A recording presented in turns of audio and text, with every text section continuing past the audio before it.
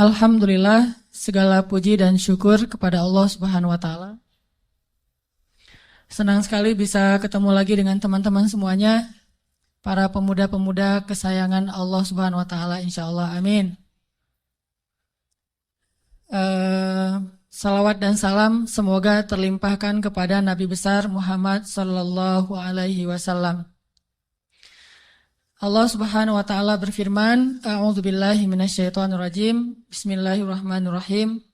Wal 'ashr innal insana lafi khusr illal ladzina amanu wa 'amilus shalihat wa tawashaw bil haqq wa tawashaw bis sabr. Pada dasarnya manusia itu dekat kepada kerugian kecuali salah satunya adalah orang yang senantiasa mendengar nasihat-nasihat untuk memperbaiki dirinya. Salah satunya orang yang senantiasa mendengar nasihat-nasihat yang baik untuk menjadi lebih solih dan lebih bertakwa kepada Allah Subhanahu wa taala. Dan halaqah ilmu yang kita lakukan setiap pekan ini salah satu bentuk di antara nasihat-nasihat yang baik yang kita berbagi melalui majelis ilmu. Mudah-mudahan ini membuat kita tergolong di antara orang-orang yang qad aflahal mu'minun, orang-orang yang beruntung. Teman-teman, pada malam ini kita akan membahas seperti yang diposting di sosial media, tadi juga disampaikan oleh MC kita, Buni. Kita membahas tema yang judulnya mungkin agak heureuy, agak kurang serius. Tapi insya Allah pembahasan kita pada malam ini insya Allah akan serius. Jadi saya tidak akan ketawa. Karena biasanya juga nggak ketawa, teman-teman yang ketawa ya. Kita akan membahas tentang apa? Ayo bareng-bareng 1, 2, 3. Ini kayak acara kuis di TV ya. Kita membahas tentang, saya mau ngomongin judulnya agak-agak kurang chemistry ini sama saya mah. Kita membahas tentang kok gitu. Udah disampaikan tadi tentang intronya kayak gimana. Bahwa kok gitu ini membahas tentang realitas hubungan kita dengan Allah. Tentang realitas hubungan kita dengan Allah. Yang kayak gimana? Ya gitu. Kita sering memuji-muji Allah dengan lisan kita, tetapi pujian kita itu enggak selaras dengan hati kita. Kita sering berzikir menyebut keagungan Allah dengan kalimat subhanallah, alhamdulillah, Allahu Akbar, Masya Allah, dan seterusnya. Kita memuji Allah dengan pujian-pujian yang indah, tetapi seringkali pujian itu tidak ada di dalam hati kita. Sehingga saya suka menyebut ini dengan istilah zikir yang agak-agak gombal. Kalau kita ngegombal kepada manusia, kadang dia percaya gitu. Seorang suami ngegombal kepada istri, tulus nggak tulus dia nggak ngerti. Yang penting dia bahagia dengan kata-kata yang indah gitu. Bapak kamu titik kan gitu kan? Selalu kan bapak kamu kan ya. Standar gombal, raja gombal di TV. Bapak kamu tukang parkir ya gitu. Kok tahu? Pasti gitu tuh. Ya soalnya dia sudah memarkirkan hatiku kepadamu gitu. Cewek mungkin gak percaya kali. Cuman dia seneng aja dengan kata-kata kayak gitu kan. Atau mungkin ada juga yang percaya. Karena dia ngelihat kita kayaknya wajahnya wajah polos, gak ada wajah tampang-tampang pembohong, apalagi playboy gitu ya. Wajahnya polos banget, ada jenggotnya gitu ya, insya Allah jujur kan. Asarus sujud, wah Masya Allah. Bisa jadi kita cuma ngegombal, tapi dia gak tahu, karena manusia itu tidak tahu isi hati. Tapi kalau Allah Subhanahu wa ta'ala, A'udzu billahi minasy syaithanir rajim. Wa asirru qawlakum aw ijharu bih Innahu alimun bidzatis sudur. Kan? Gimana kita mau gombal kepada Allah? Wa asirru qaulakum, kalian sembunyikan kata-kata kalian di dalam hati maksudnya. Awi jaharu bih, atau kalian tampakkan, kita ucapkan dengan lisan. Innahu alimun bidzatis sudur. Allah Maha tahu apa yang ada di dalam hati. Jadi nggak akan berhasil ngegombalin Allah tuh nggak akan berhasil. Kalau kita nggak jujur dengan lisan kita yang sesuai dengan hati kita, itu nggak akan terjadi keajaiban dalam hidup kita. Inilah realitas dari hubungan kita dengan Allah. Makanya Allah sering bilang ke kita seolah-olah, kok gitu? Barusan kamu bilang hasbi Allah, cukup bagi saya Allah. Tapi kok nggak cukup kalimat Allah itu menggetarkan hati? Padahal kalau orang bilang hasbi Allah, cukup bagi saya Allah, pas disebut nama Allah, udah selesai masalah dia gitu. Contoh, ada musibah. Terus temannya bilang, tenang, ntar Allah ganti dengan yang lebih baik. Kan disebutkan nama Allah, tenang, ntar Allah ganti dengan yang lebih baik. Oh ini ada doa nih. Wakhluf li khairam minha, ya Allah beri saya ganti yang lebih baik. Apakah kata-kata ini cukup buat kita sehingga kita tenang? Sehingga kita tidak lagi terus-terusan dalam keputusasaan terhadap musibah-musibah yang kita hadapi. Kalau enggak, berarti kita gombal mengatakan hasbi Allah. Katanya hasbi Allah, kok enggak cukup sih Allah buat kita? Padahal Allah berfirman di dalam Al-Quran, innamal mu'minun, orang mukmin yang sebenarnya, innamal mu'minuna alladzina idza dzukirallahu wajilat qulubuhum. Kalau disebut nama Allah hatinya gemetar. Maksudnya ngerespon gitu di dalam hati. Jadi mantap imannya, jadi mantap keyakinannya, jadi mantap tawakalnya kepada Allah Subhanahu wa taala. Benar enggak sih hasbi Allah? Coba. Kalau lagi bete, lagi ilfil, lagi nggak mood aja nih, lagi sedih, lagi galau berat. Yang buat bete, ilfil, galau berat kita itu reda apa? Jujur ya.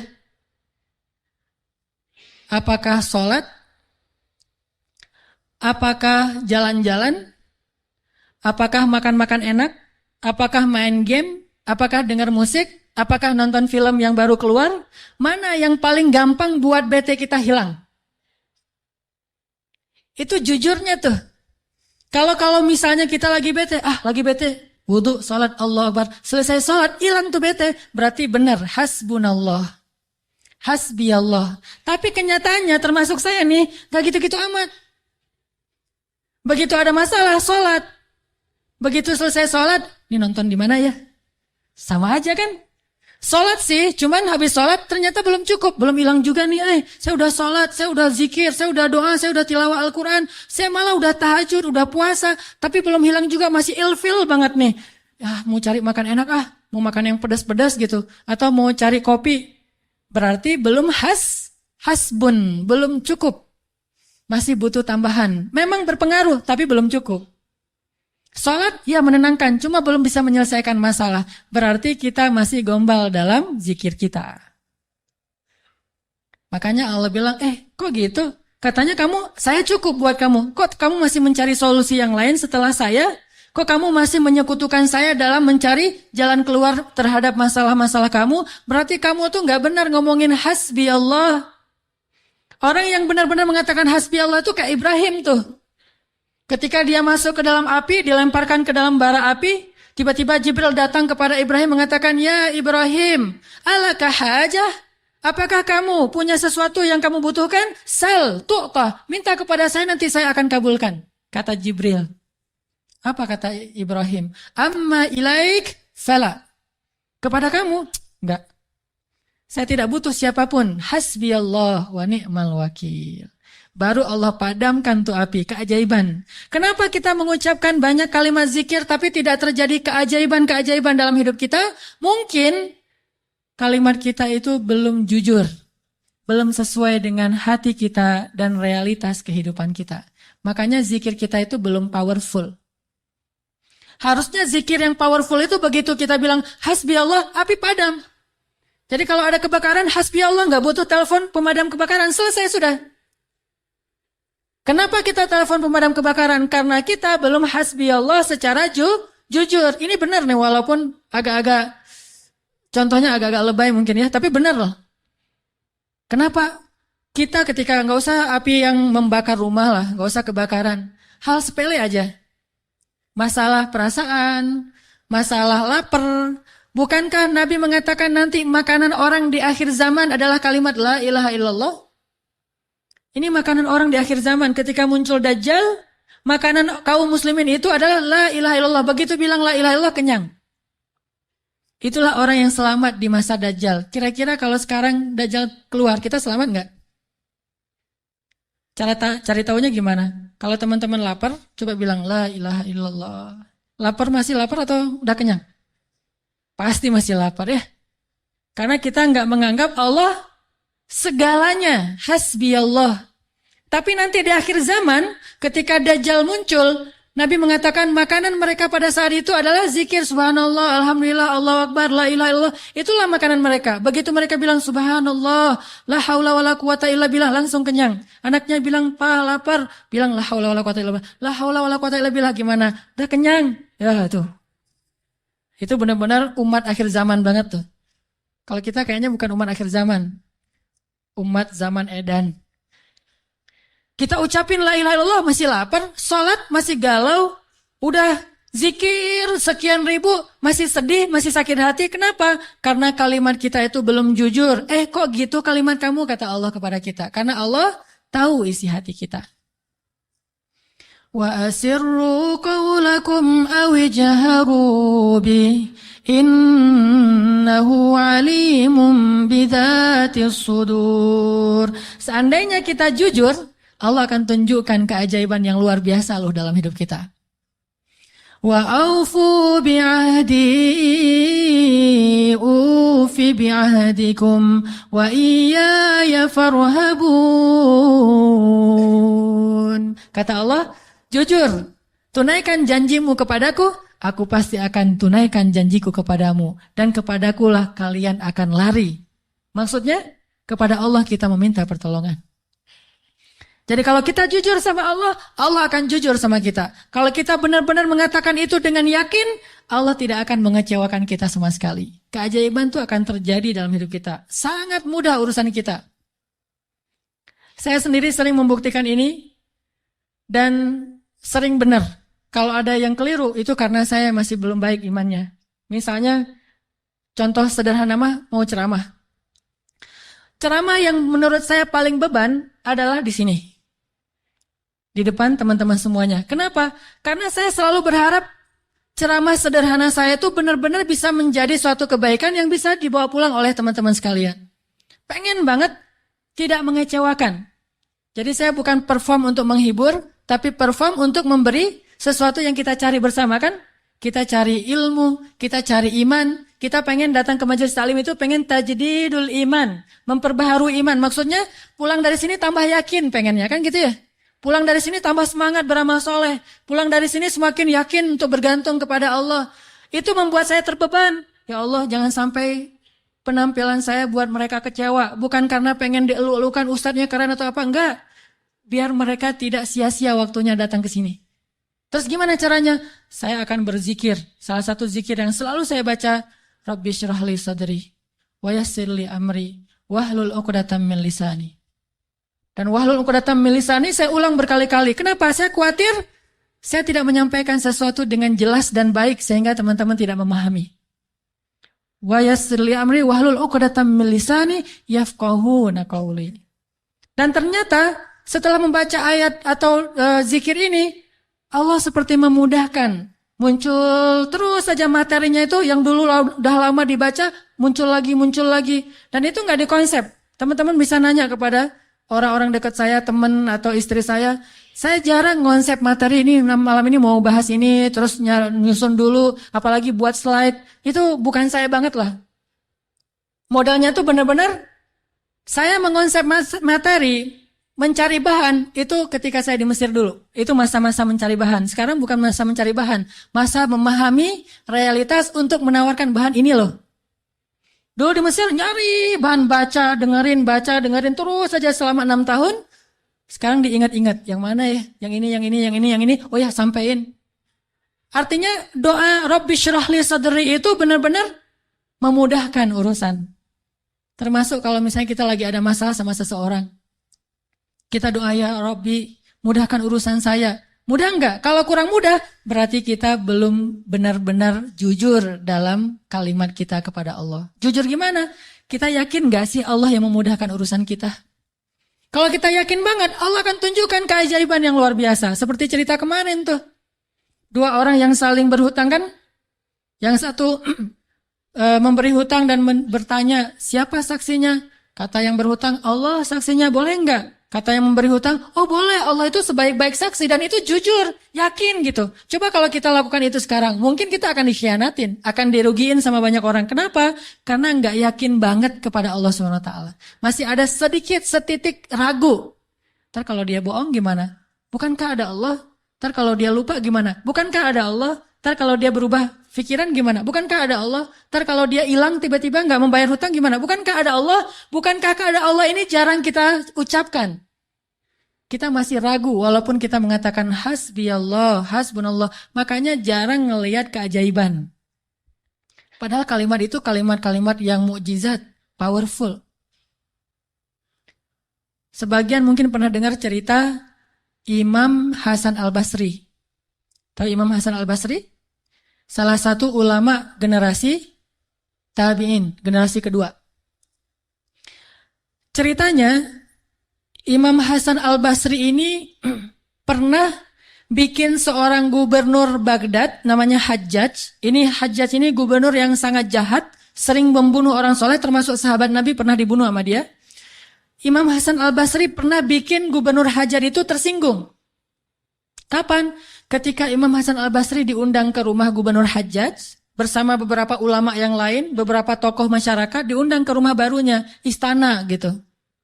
Jadi Raja Hajjaj ini suka bikin istana terus pamer. Ngundang nih. Diundang orang-orang penting, minta semacam testimoni gitu, minta komentar.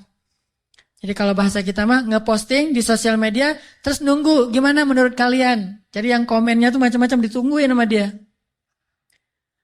Nanya ke setiap orang yang tamu yang diundang, gimana menurut kamu istana saya? Rata-rata mengatakan ini bagus, istana pertama yang saya lihat yang paling indah segala macam. Bahasa-bahasa memuji lah.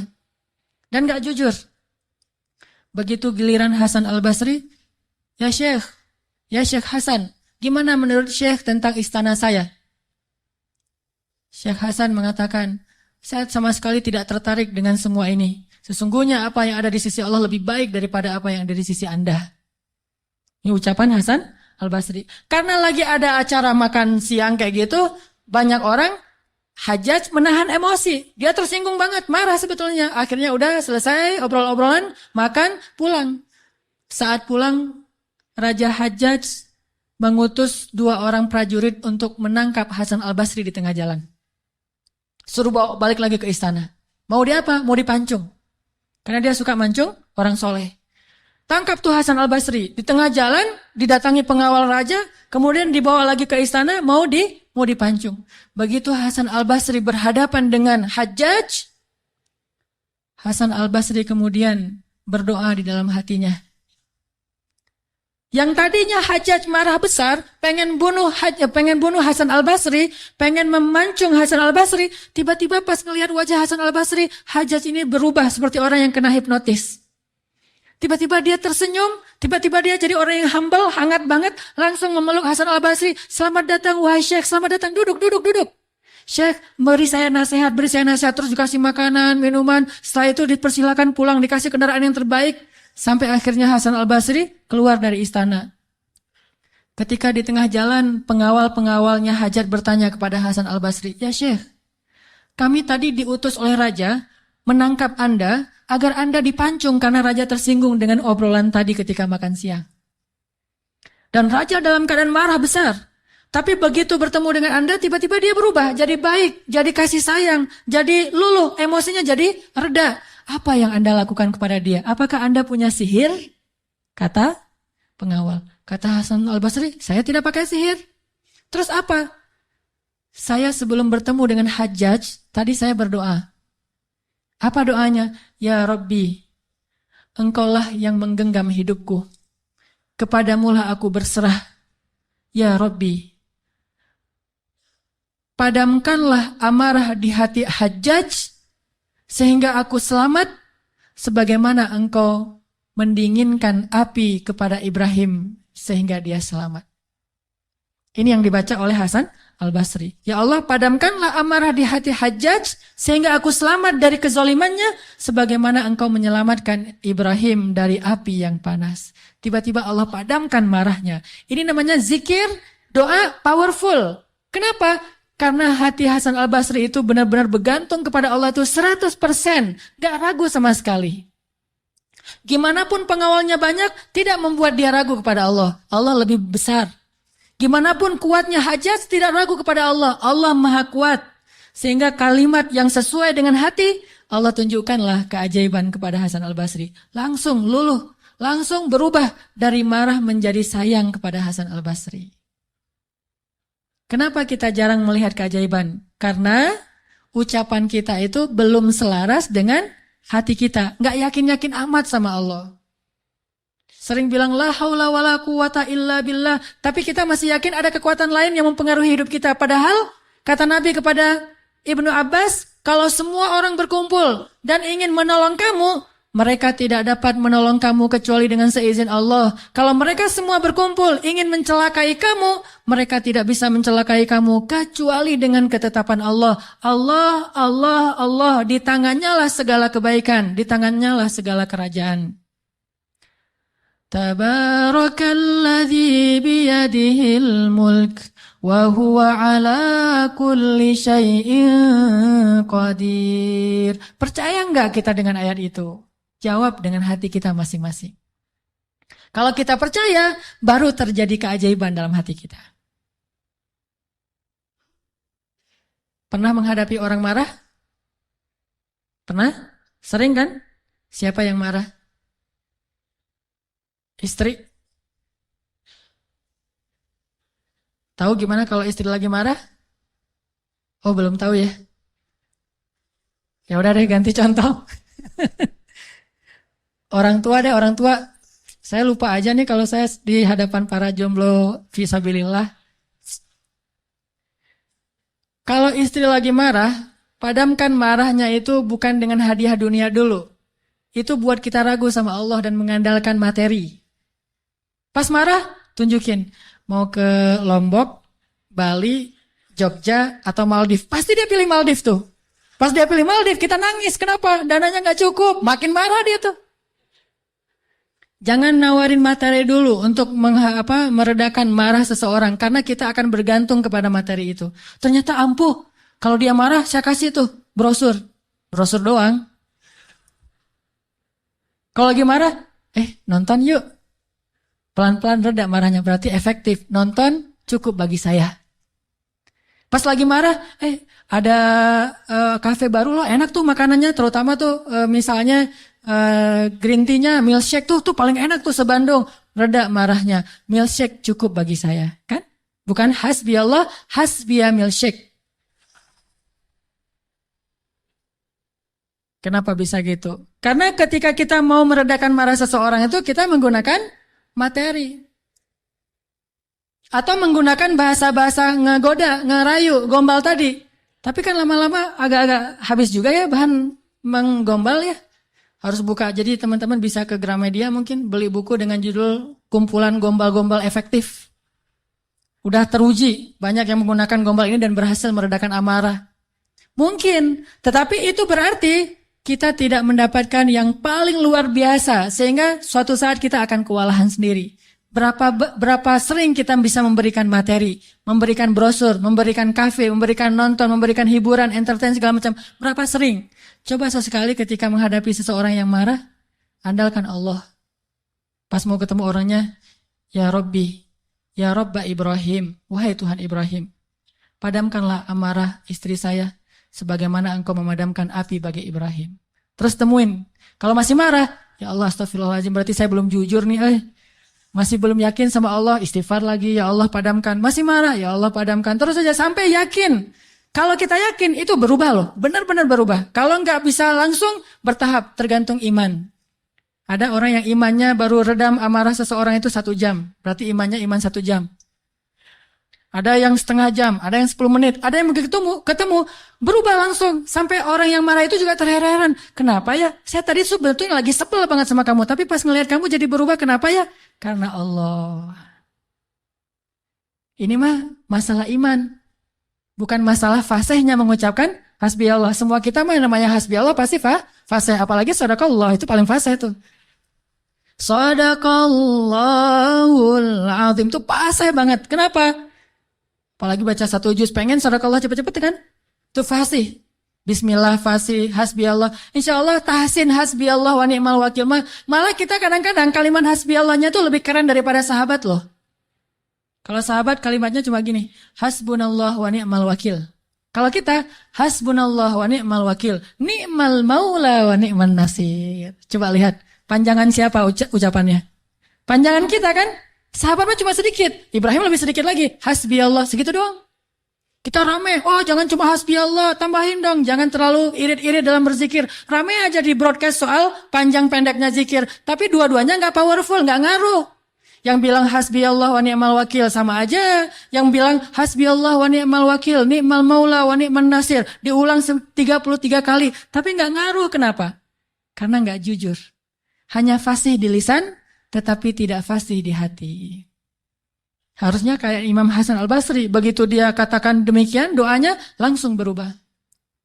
Termasuk doa tadi, Allahumma ajurni fi musibati wa akhluf li khairan minha, ya Allah, beri saya pahala dalam musibah saya, beri saya ganti yang lebih baik. Selama apa sih Allah kasih kita ganti? Di situ kita bisa mengukur keimanan kita. Kalau begitu kita berdoa langsung dapat ganti, itu imannya ajaib tuh. Kalau kita berdoa tunggu gantinya sebulan kemudian, itu imannya standar.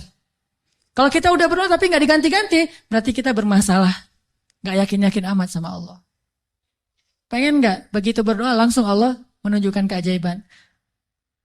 Kita pengen aja nggak berani ya, karena kita nggak percaya bisa. Kita mau mengatakan pengen, itu aja kita nggak berani karena menganggap itu nggak realistis. Masa sih bisa? Bisa kalau kita yakin kepada Allah. Kalau kita nggak yakin, kalau kita bilang nggak bisa, kalau kita ragu bahwa Allah bisa menunjukkan ajaib kepada kita dalam hitungan detik, terus kemana kalimat kun fayakun? Masalahnya kita nggak yakin untuk bilang pengen, begitu doa langsung Allah kabulkan. Itu aja kita ragu. Kenapa? Kita nggak percaya itu bisa terjadi dalam hitungan simsalabin abrakadabra. Kita nggak percaya itu bisa terjadi dalam satu kalimat kun. Makanya tidak ada kun dalam hidup kita. Gimana caranya? Belajar yakin kepada Allah seutuh-utuhnya. Masih ingat juga dengan kisah seorang bapak datang kepada Rasulullah curhat dan minta tolong. Dia bilang, ya Rasulullah, putra saya ditawan oleh musuh. Dan mereka meminta tebusan 100 dinar. Kalau saya nggak ngasih uang 100 dinar, putra saya akan dipenggal, akan dibunuh ya Rasulullah. Sedangkan saya orang miskin. Jangankan 100 dinar, 100 dinar itu mungkin sekarang sekitar 250 juta. Mahal. Saya nggak punya uang sebesar itu ya Rasulullah. Untuk makan aja susah. Terus gimana ini ya Rasul? Waktu itu Rasulullah juga nggak punya apa-apa untuk diberi. Sahabat-sahabat banyak yang keluar negeri untuk berdakwah. Sehingga orang-orang kaya kayak Utsman, Abdurrahman lagi nggak ada. Terus nolongnya gimana nih? Nabi kasih satu zikir. Kata Nabi, Pak, banyak-banyak mengatakan la haula wala quwata illa billah. Bapak percaya? Oh percaya ya Rasulullah. Pulang dia tuh. Coba kalau kita digituin, ya insya Allah ya Rasul. Tapi duitnya gimana Rasul? Tetap aja kan? Udah minta zikir, minta duit. Yang konkret dong Rasul kalau kasih zikir, kalau kasih solusi. Zikir itu solusi paling konkret. Justru yang lain itu nggak konkret. Yang lain itu Allah tunjukkan kepada kita karena Allah sayang kepada kita. Allah tahu iman kita lemah. Kalau seandainya Allah mau memberikan kepada kita keajaiban menurut iman, mungkin kita nggak dapat apa-apa dalam hidup. Akhirnya Allah berilah kita pertolongan, jalan keluar. Cuman butuh waktu, karena iman kita juga butuh waktu. Kita taubat aja butuh waktu. Ya, untuk hijrah aja butuh waktu. Untuk taubat butuh waktu. Mau sholat aja minta tambahan waktu. Udah azan, jangan sekarang deh, ntar lagi. Gimana kita mau dapat pertolongan Allah yang sekarang? Fair nggak sih kalau Allah mengatakan, oh ntar lagi ya hambaku, orang kamu juga barusan sholatnya juga bentar lagi. Allah kasih tuh. Begitu Nabi bilang, ucapkan banyak-banyak membaca la haula wala quwata illa billah. Dia yakin langsung mengatakan, oh ya insya Allah, yakin gitu. Akan terjadi keajaiban, bukan ya ada Utsman nggak Rasul? Nggak. Abdurrahman bin Auf rumahnya di mana ya? Enggak nanya-nanya orang kaya, udah aja yakin. Pulang dia tuh. La haula wala quwata illa billah, la haula wala quwata illa billah, la haula. Artinya apa? Tidak ada daya dan upaya dari makhluk. Allah lah yang maha kuasa. Pulang ke rumah, istrinya nungguin. Pak, gimana? Udah ketemu Rasulullah. Dapat solusinya, dapat uang pinjaman dari siapa? Enggak. Terus gimana? Nabi ngasih kita solusi yang lebih baik daripada itu. Apa? Ucapkanlah la haula wala quwata illa billah. Istrinya enggak protes, langsung bilang, oh ya, langsung la haula wala quwata illa billah. Berdua tuh la haula wala quwata illa billah. Enggak ada, ya kirain duit 100 dinar. Enggak sama sekali, yakin. Begitu malam, sepanjang siang mereka la haula wala quwata illa billah, malam hari tiba-tiba putranya pulang. Enggak sendiri, bawa ternak, bawa kambing banyak tuh, domba dibawa. Ada ratusan ekor domba dia bawa pulang. Di luar, wah rame apa nih apa? Ada domba, siapa? Oh putra kita, Masya Allah. Pelukan, kangen gitu ya. Kamu gimana bisa selamat? Kata putranya, wahai ayah, ada keajaiban. Tadi, tiba-tiba, ketika saya sedang diikat dan besok mau dipenggal, pengawal-pengawal saya itu tiba-tiba pada ngantuk, tertidur, dan tiba-tiba ikatan saya menjadi longgar, sehingga saya bisa melepaskan diri, dan bahkan ketika saya mau pergi, saya kepikiran, kenapa saya nggak bawa domba-domba aja sebagai ghanimah? Domba 100 ekor, kira-kira berisik nggak sih? 100 ekor domba berisik nggak? Berisik kan? Berisik banget kan? Tapi seberisik itu, orang yang ngawal dia tuh nggak bangun loh. Allah udah tutup telinga dan penglihatan mereka. Mereka nggak bangun sama sekali, dibawa. Dan untuk ngumpulin domba 100 ekor, kira-kira butuh berapa jam? Itu bukan kerjaan yang gampang. Ngumpulin 100 ekor, digiring ke satu arah, udah gitu berisik lagi. Ada yang, domba yang lari ke sana, ditarik lagi. Namanya domba kan? Domba-domba yang tersesat gitu deh.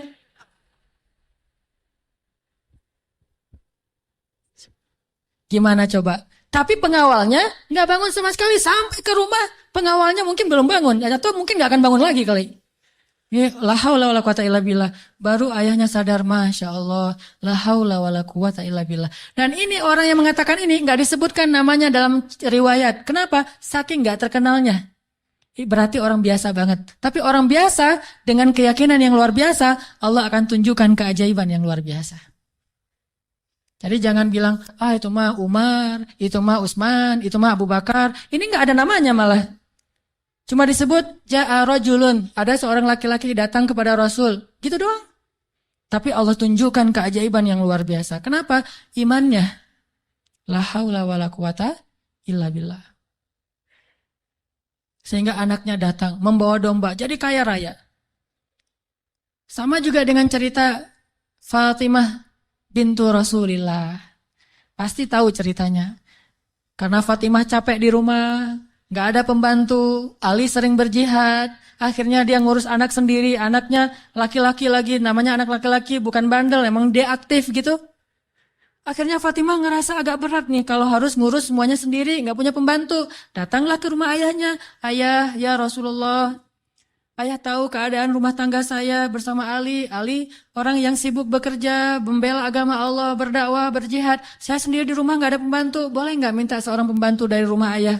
Kan banyak pembantu Rasulullah yang jadi relawan tuh.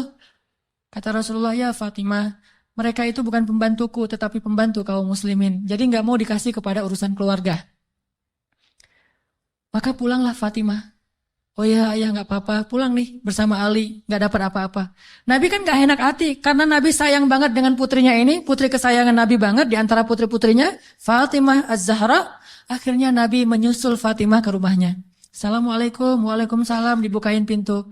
Ya Fatimah, ya Ali, la tahzana, janganlah kalian bersedih.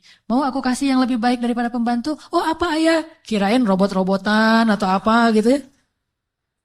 Pembantu yang dalam bentuk robot kan tinggal beli baterai aja tiap bulan atau dicas gitu. Apa ya ayah yang lebih baik daripada pembantu? Kita tahu, kata Rasulullah sebelum tidur, bacalah zikir ini, ayat ini, maka insya Allah itu lebih baik daripada pembantu. Mereka protes nggak? Enggak. Oh ya, sami'na wa ata'na. Diamalin tuh, nggak pernah tinggal.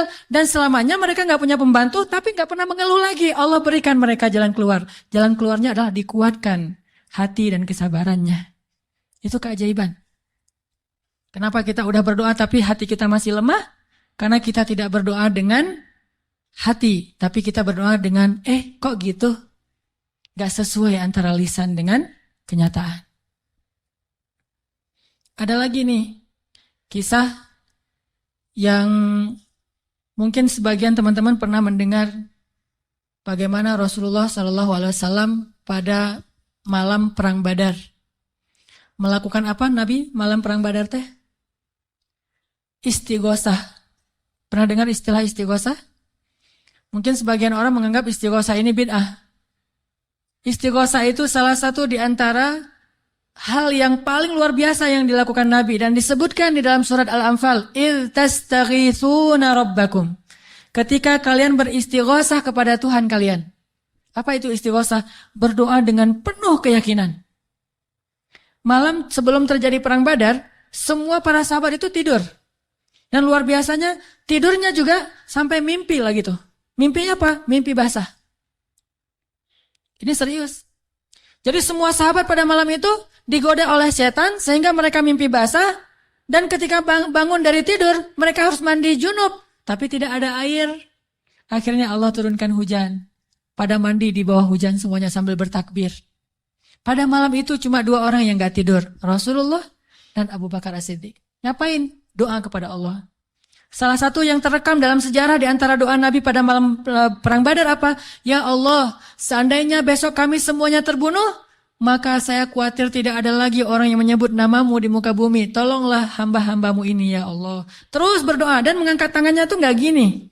Tapi ngangkat tangannya tuh gini. 2 tangan. Nabi berdoa dengan mengangkat tangan setinggi-tingginya. Rabbi gitu. Terus berdoa kayak gitu sampai syal Nabi jatuh, ditaruh lagi oleh Abu Bakar. Jatuh dan menangis sampai basah janggutnya Rasulullah SAW yang mulia. Kemudian Abu Bakar yang sedih mengatakan, ya Rasulullah hasbuk. Cukup ya Rasulullah, Allah sudah mendengar doamu, cukup. Nabi gak cukup, terus saja berdoa. Apa yang terjadi besok? Allah utus malaikat ribuan untuk menolong Rasulullah dan para sahabat. Dan kita lihat hasil Perang Badar. Bukan karena dia Rasulullah, tetapi karena imannya adalah imannya seorang Rasulullah. Kalau kita punya iman minimal dekat atau mirip dengan imannya seorang Nabi, Allah akan tunjukkan mukjizat yang mirip dengan seorang Nabi, yang disebut dengan karomah. Itulah keajaiban. Jadi, bukan mustahil. Kalau kita tidak pernah melihat keajaiban, itu pasti karena kita masih belum selaras antara lisan dengan hati kita. Masih ingat kalimat Nabi ditodong dengan pedang, dihunuskan pedang, lagi istirahat di bawah pohon? Nabi lagi istirahat nih. Tiba-tiba datang orang Badui, orang kafir, menghunuskan pedang di leher Nabi. Dan itu benar-benar mau membunuh Nabi. Nabi seorang diri, sahabat jauh. Terus laki-laki itu mengatakan, ya Muhammad, sekarang kamu sendiri. Kalau saya akan membunuh kamu sekarang, siapa yang bisa menolong kamu? Rasulullah dengan tenang dan mantap mengatakan, Allah. Kalimat Allah itu membuat laki-laki tadi gemetar dan jatuh pedangnya. Coba. Ini kalimat Allah kayak gimana? Coba kita ucapkan Allah, ada yang gemetar nggak? Allah. Apaan? Nggak dengar? Ya. Biasa aja. Jadi kalau ada musuh, misalnya kita lagi marahan nih di jalan, ada orang yang marah, pengen ngancam kita. Allahu Akbar. Dia langsung gemetar gitu, langsung tunduk, langsung gak bisa berdiri. Berarti ini Allahu Akbar kita ini udah benar-benar powerful. Tapi kenyataannya kan gak pernah kan. Kita bilang Allah terus orang gemetar gara-gara kata-kata kita.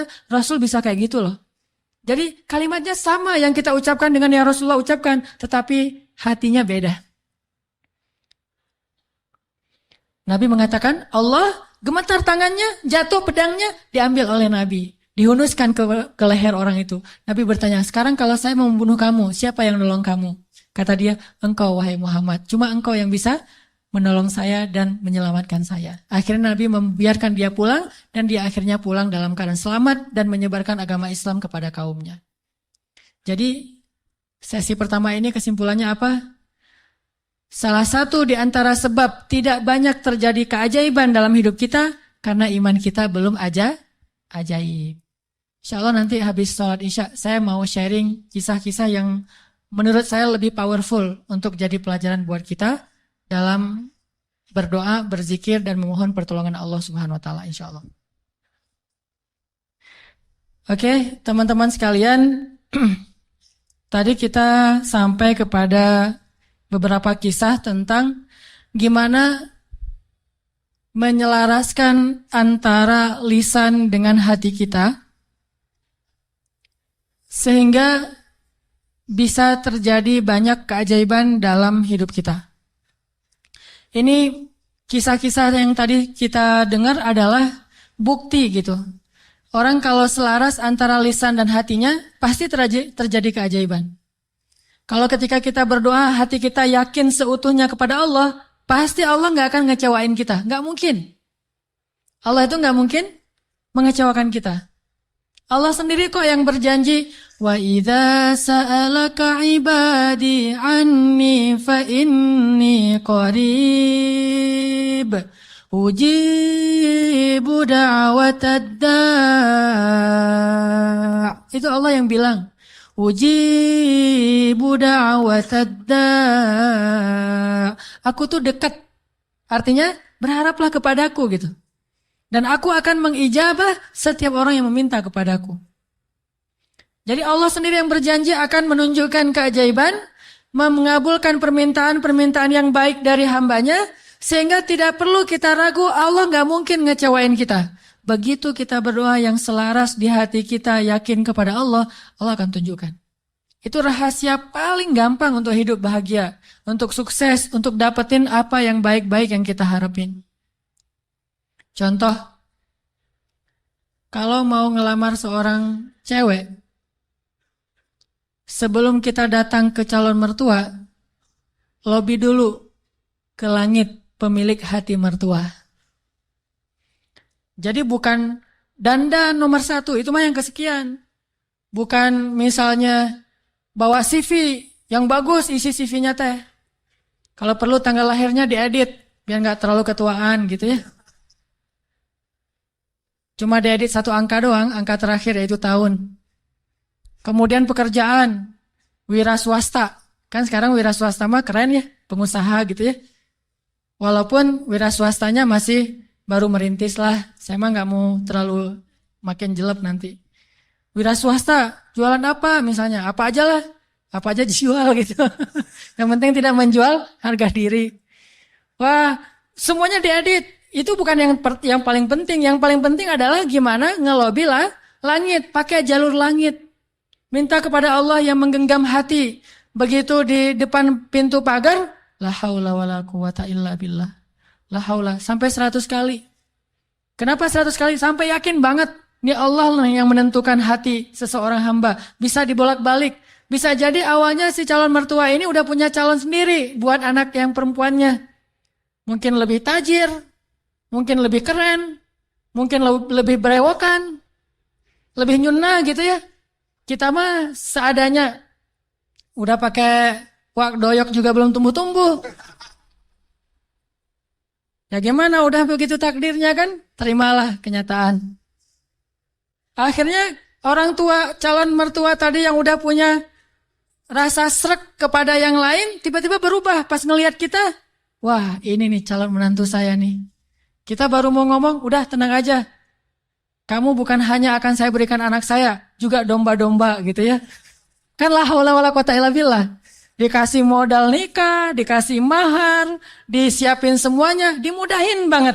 Kenapa? La haula wala quwata illa billah. Itu lebih penting daripada mahar, lebih penting daripada bawa kendaraan apa walaupun minjem, lebih penting dari apapun, lebih Allah dulu, pemilik segala hati hamba. Itu berlaku banget. Jadi kalau selama ini masih belum beruntung, berarti kuranglah haula wala quwata illa billah. Tips supaya mengakhiri masa jomblo, yakin sama Allah, banyak-banyaklah haula wala quwata illah, dan berani datang kepada calon. Kalau kata seorang pelawak, kalau kita jelek, jangan takut untuk mencintai seorang perempuan. Karena yang takut itu harusnya yang dicintai, kan gitu ya. Kita mah nggak usah takut, yang dicintai yang takut. Yang datang ke saya kok wajahnya gini. Tapi itu mah cak lontong. Jarine cak lontong. Oke. Sama juga kalau misalnya seorang istri pengen membujuk suaminya. Membujuk ngapain nih? Membujuk tambahan saldo. Ini udah akhir bulan nih, tanggal 31, pakailah haula wala quwata illa billah. Itu ngaruh banget. Sambil senyum, sambil la haula wala quwata illa billah. Oh, ngerti mah, besok ditransfer gitu ya. Gak usah bilang, "Pak, uang bulanan," gak usah. Bilang aja la haula wala quwata illa billah. Lobby Allah sehingga dia jadi sayang sama kita, dikasih lebih. Jalan ke mall. Lobby Allah supaya dia sayang sama kita, dikasih lebih. Jadi dibeliin apa. Ini semuanya karena kita yakin sama Allah yang maha kaya. Saya pernah dulu di tablik. Awal-awal saya dulu hijrah dari hidup gak jelas menjadi agak jelas. Saya waktu SMA juga masih belum jelas. Suka sama cewek tapi gak pernah disukai. Mungkin saya mirip dengan kata-kata Cok Lantong tadi kali ya. Suka, alhamdulillah gara-gara saya gak diterima, akhirnya saya gak pernah pacaran. Itu bukan karena saya gak mau pacaran, karena nasib aja. Jadi akhirnya gak bisa pacaran. Nah, pas sudah jelas gara-gara datang jamaah tablik berdakwah di sekolah saya, akhirnya saya masuk ke tablik yang khuruj 3 hari, 40 hari. Di tablik itu ada pelajaran tauhid yang menurut saya bagus ya, inspiring gitu. Kalau kita lagi makan nih, kan makannya tuh rame-rame tuh, pakai talam gitu kan, makan rame-rame. Terus ada petugas khidmat namanya yang ngasih-ngasih lauk, nasi, ikan, segala macam. Jadi SOP di tablik, kalau kita lagi makan, mau minta tambahan makanan, nasi, ikan, atau lauk, itu nggak boleh minta kepada yang khidmat. Kita ngomong, Allah, ikan, Allah. Datang tuh ikannya. Wah, ini ikan, Masya Allah. Allah kasih datang ikan. Di situ belajar tauhid tuh. Ternyata kuahnya kurang. Allah, kuah, Masya Allah, kuah, Masya Allah. Datang tuh kuah tuh. Soalnya orangnya dengerin gitu ya. Tapi walaupun ini agak-agak menurut sebagian orang aneh, justru di situ kita belajar yakin sama Allah. Makanya saya sering cerita, awal-awal saya dapat hidayah ke tabligh itu, lagi mau main bola, keluar dari sholat asar di masjid, bukan keluar sholat asar, lagi main bola depan masjid. Masjid di Aceh itu kan luas-luas, selamanya bisa main bola. Ada orang main bola, ada sapi yang lagi ngerumput, karena saking luasnya halaman masjid. Udah gitu, lagi main bola dipanggil sama seorang jamaah tabligh dari Pakistan. Dia nyebutnya Maulana gitu. Orang tabligh kan kalau udah level ilmu tertentu disebut Maulana. Maulana ini manggil saya, come here gitu. Saya datang. Saya waktu itu masih anak muda gak jelas gitu. Duduk di sebelah dia tanya. Dia tunjuk-tunjuk ke langit gitu. Gak bisa bahasa Indonesia. Saya bilang, kenapa? Oh, langit. Saya bilang, langit Allah cipta, kata dia. Terus tunjuk ke pohon. Saya bilang pohon Allah cipta. Dia tahu bahasa Indonesia cuma satu kalimat, Allah cipta. Pohon Allah cipta. Saya tunjuk anak-anak, dia nunjuk anak-anak. Oh, orang Allah cipta. Itu aja selama setengah jam. Begitu setelah setengah jam Allah cipta. Tiba-tiba saya ngerasa kayak ada yang masuk ke dalam hati saya tuh sejuk banget. Saya langsung pergi wudhu, saya sholat kayak orang dihipnotis gitu. Sholat asar sendiri, udah selesai sholat asar sendiri, dia temukan dengan tabligh yang ada di situ, orang lokal, masuklah saya ke tabligh, khuruj 3 hari. Pulang ke rumah, saya dianggap orang aneh oleh orang tua saya. Wah, kamu gak boleh ke masjid lagi, kenapa? Kamu sekarang aneh. Aneh apa? Udah rajin ke masjid. Rajin ke masjid aneh dulu teh. Orang tua kan, takut ke jaring aliran apa mungkin yang mau jadi pengantin, bom bunuh diri atau apalah, takut. Terus saya mulai pakai jubah waktu itu, jubah putih, sorban putih. Begitu saya lewat depan tetangga, ada anak kecil lagi main, dia bilang, mak, malaikat lewat, gitu. Aduh, saya malaikat gitu. Luar biasa. Ini artinya belajar yakin. Kalau di beberapa dakwah itu benar-benar bab la ilaha illallah ini benar-benar kurikulum paling penting dan ini yang harus kita pelajari. Kalau kita ngandelin Allah banget dalam segala urusan, la yudayya'anallah, itu intinya. Allah nggak akan ngecewain kita. Manusia bisa banget ngecewain kita, bukan karena dia jahat. Kadang dia nggak ngecewain kita karena emang dia nggak mampu untuk memuaskan dan membahagiakan kita. Bukan karena dia pengkhianat. Seorang istri, seorang suami kadang mengecewakan kita bukan karena dia nggak sayang sama kita, tapi dia nggak mampu memenuhi semua kebutuhan kita. Dia terbatas. Dan justru juga banyak orang yang sengaja ngecewain kita karena dia jahat. Tapi ada juga orang baik ngecewain karena dia nggak mampu. Tapi Allah maha baik dan maha mampu. Bukan cuma maha baik. Kalau baik doang nggak mampu, ya apa bisa kita lakuin kan? Tapi kalau baik dan mampu, nggak ada batas. La haula wala quwata illa billah. Keajaiban-keajaiban yang luar biasa terjadi dalam hidup kita kalau kita mengandalkan Allah, selaras antara lisan dengan hati kita. Saya pengen nanya ke teman-teman. Teman-teman pernah lupa? Sering ya? Lupa apa misalnya? Lupa piring. Kadang kita perlu lupa. Ngelupain mantan. Baper ya. Karena lupa ini adalah solusi. Melupakan mantan itu benar-benar solusi yang paling konkret. Karena kalau nggak bisa lupa, kita nggak bisa move on. Dan kalau nggak bisa move on, kita nggak bisa ketawa. Kalau nggak bisa ketawa, kita nggak bahagia. Pernah lupa kan?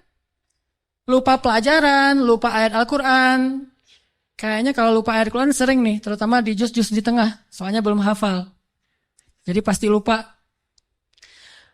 Kalau teman-teman lupa, apa yang teman-teman lakukan? Hah? Kalau lupa gimana? Diingat-ingat. Diingat-ingat. Berapa lama butuh waktu untuk sampai ingat lagi? Kadang cepat, kadang lama ya. Ada tips dari ulama Al-Azhar. Setiap kita ujian di kampus di Al-Azhar itu selalu ulama tuh syekh, doktor, profesor masuk ke ruang-ruang kelas kita bilang gini, ya abnai, wahai anak-anakku. Ini indahnya ujian di Mesir itu gitu. Bukan cuma ujian tulis, tapi dapat nasihat lagi mau ujian. Nasihatnya jangan nyontek ya, bukan. Nasihatnya apa? Ya abnai, panggilannya lembut, wahai anak-anakku. Kalau nanti kalian mau kerjakan soal, jangan lupa bismillah. Kalau kalian lupa, jangan lupa. Kalau kalian lupa, ucapkanlah istighfar dan salawat. Allah akan mengembalikan ingatan kalian. Karena tidaklah seseorang itu lupa kecuali karena dosa-dosa. Maka istighfarlah. Itu nasihat yang setiap tahun saya dengar kalau mau ujian. Jadi ngena banget gitu. Akhirnya saya praktekkan tuh. Wah, ini bener nih tips yang luar biasa. Lupa nih mau nulis, ini jawabannya apa ya? Ini di bukunya halaman berapa atau yang kata-kata siapa gitu? Astaghfirullahaladzim, Allahumma sholli ala Sayyidina Muhammad. Ingat. Kadang-kadang juga nggak ingat sama sekali, udah berkali-kali sholawat. Soalnya bukunya belum saya baca. Wah, ini nggak ingat-ingat ini. Kan ada masa-masa iman naik dan turunnya. Kalau lagi turun, buku nggak dibaca. Pede banget, baca judul-judul doang gitu. Baca daftar isi. Jadi cara belajar cepat tuh baca daftar isi. Nanti kurang lebih kayak gitulah, dikarang-karang aja gitu. Akhirnya nilainya harus di remedial, diulang. Padahal udah selawatan masih remedial. Kenapa nggak belajar? Kalau kita lupa, coba deh uji iman kita dengan istighfar dan salawat. Kalau belum ingat juga, berarti iman kita masih lemah. Lupa nama si fulan, siapa ya? Duh lupa namanya. Astaghfirullahaladzim, Allahumma sholli ala Sayyidina Muhammad. Langsung ingat. Itu berarti insya Allah udah bisa ngandelin zikrullah dalam hidupnya. Kalau belum bisa, berarti banyak-banyak istighfar. Andalkanlah Allah, la yudayyi'akallah, maka Allah tidak akan mengecewakan kita. Mau teman-teman pengen kalau misalnya ngelamar seorang cewek langsung diterima tanpa syarat? Mau? Serius? Gimana caranya biar terjadi keajaiban dalam hidup kita? Pengen ini, alhamdulillah dapat. Segala kebaikan yang kita pengenin dapat gitu. Pengen punya anak, Allah kasih anak. Ya Rabbi, wahanal azmu minni, washta'ala ar-ra'su syaiba, walam akun bidu'aika Rabbi syaqiyya. Ya Allah, saya sudah tua, rambut saya sudah beruban, tapi saya nggak pernah berputus asa dalam berdoa kepadamu. Fahabli min ladunka waliya yarithuni wa yarithu min ali Yaqub waj'alhu rabbi radhiya. Langsung Allah bilang, ya Zakaria, inna nubashshiruka bi ghulam ismuhu Yahya lam naj'al lahu min qablu samiyya. Ya Zakaria, langsung Allah kasih jawaban. Bergembiralah Zakaria, kamu akan punya anak laki-laki dan namanya saya kasih nama, bukan kamu yang cari di Google. Saya kasih nama, siapa namanya ya Allah? Yahya, dan tidak ada anak seperti dia sebelumnya. Solehnya luar biasa. Wa hananan min ladunna, anakmu itu hanan banget, kata Allah. Apa itu hanan? Lemah lembut. Wa hananan min ladunna wa zakatan, anak yang terpelihara dari dosa. Wa taqiyya, hanan at-taqi, lembut dan mudah-mudahan bertakwa, cenah gitu ya. Itu sifat Nabi ya, Nabi Yahya. Wa barram biwalidayhi, berbakti kepada kedua orang tua. Tuh, Allah langsung kasih sifat-sifatnya, bukan cuma anak terus terserah orang tuanya, enggak. Allah udah beri dia sifat yang sangat mulia. Dari apa itu? Dari yakin. Belum pernah kecewa dalam berdoa. Padahal berdoanya tuh lama loh, tapi enggak pernah kecewa. Dan Allah tunjukkan betapa Allah tidak mengecewakan hamba-hambanya. Wa barram biwalidayhi wa lam yakun jabbaran 'asiyya. Dia anak yang berbakti, tidak pernah berlaku kasar dan tidak pernah berbuat dosa. Bayangin, anak enggak pernah berbuat dosa sampai akhir hayatnya. Yahya alaihissalam. Wasalamun alaihi yawma wulida wa yawma yamutu wa yawma yub'atsu hayya. Dia selamat ketika dia lahir dan ketika dia wafat dan ketika dia dibangkitkan. Dijamin masuk surga anaknya. Belum lahir udah dibilangin kayak gitu. Hasil dari mengandalkan Allah, yakin sama Allah. Dikasih, tenang aja. Aduh udah 10 tahun nikah belum dikasih anak, tenang. Nabi Zakaria kayak gitu, Nabi Ibrahim juga kayak gitu. Ada perempuan yang dulu pernah saya kisahin di zaman Nabi Musa, ya Rahim, ya Rahim. Tapi dengan yakin ngomong kayak gitu. Coba kita bilang ya Rahim tapi gak yakin, gak dapet tuh. Takdirnya gak akan punya anak, tapi karena dia ya Rahim terus, tiba-tiba Allah mengubah takdir. Sesungguhnya rahmatku lebih luas daripada takdir. Andalkan Allah. Gimana caranya biar kita dapat keajaiban? Buat Allah percaya sama kita. Itu tips yang paling penting. Buat Allah percaya sama kita. Kalau Allah udah percaya, udah selesai. Kalau Allah udah radhiyallahu an, Allah udah ridha, Allah udah percaya, Allah udah mengatakan kita siddiqun. Apa itu siddiq? Orang yang benar. Berarti Allah akan tunjukkan banyak sekali kebaikan dan keajaiban dalam hidup kita. Buat Allah percaya sama kita. Sehingga Allah menyebut kita orang yang benar. Ulaika humus shadiqun. Dia itu orang yang benar. Wadhkur fil kitabi Ibrahim innahu kana siddiqan nabiyya. Ibrahim itu hambaku yang siddiq. Wadhkur fil kitabi Idris innahu kana siddiqan nabiyya. Hambaku Idris itu adalah hamba yang siddiq. Makanya Allah tunjukkan banyak keajaiban. Idris meninggalnya di mana? Wa rafa'nahu makanan 'aliyya. Kami angkat Idris ke tempat yang tinggi, yaitu ke langit kelima. Jadi ceritanya malaikat maut datang kepada Idris, pengen nyabut nyawa Idris. Kata Idris, wahai malaikat maut, jangan cabut nyawa saya sekarang. Terus gimana? Saya minta waktu gitu. Akhirnya malaikat maut ini mengatakan, saya tidak bisa memberi kamu waktu. Kalau perlu kamu naik aja ke langit. Begitu dia naik ke langit 5, kata malaikat maut, disinilah ajalmu. Sehingga Nabi Idris itu meninggalnya bukan di bumi. Kuburannya itu bukan di tanah. Kuburannya itu di langit. Satu-satunya manusia yang diwafatkan di langit adalah Idris. Sedangkan Isa belum wafat. Kalau Idris diangkat ke langit dan diwafatkan. Isa diangkat ke langit dan Allah biarkan sampai nanti akan datang kembali di akhir zaman. Kalau Idris wafat, cuma wafatnya di langit. Coba. Keajaiban. Kenapa? Innahu kana siddiqan. Karena dia siddiq, Allah percaya, Allah kasih dia keajaiban. Begitu juga dengan Ibrahim. Gimana cara Ibrahim buat Allah percaya sama Ibrahim? Sehingga ketika Ibrahim dalam keadaan terdesak, Allah kasih keajaiban. Ya nar, kuni bardan wa salaman ala Ibrahim. Wahai api, jadilah kamu sejuk dan selamat bagi Ibrahim. Langsung sejuk, apinya membara-bara sampai kayu bakarnya habis, tapi Ibrahimnya dalam keadaan selamat. Kayak di ruang AC. Kenapa? Karena Allah udah percaya sama hatinya Ibrahim. Gimana cara Ibrahim membuktikan dan membuat Allah percaya kepada dia? Nabi Ibrahim membuktikan itu di waktu-waktu yang sulit, bukan di waktu yang mudah. Jadi bukan hanya dengan sholat Allah akan percaya sama kita. Tapi ketika kita dapat masalah, siapa yang kita andalkan? Kalau kita mengandalkan Allah dan senantiasa kayak gitu dalam kesabaran, tidak berputus asa kepada Allah, yakin Allah gak akan ngecewain kita, Allah akan percaya sama kita. Dan saat Allah percaya, Allah tunjukkan keajaiban. Nih kisah Ibrahim yang luar biasa yang dulu sering kita baca.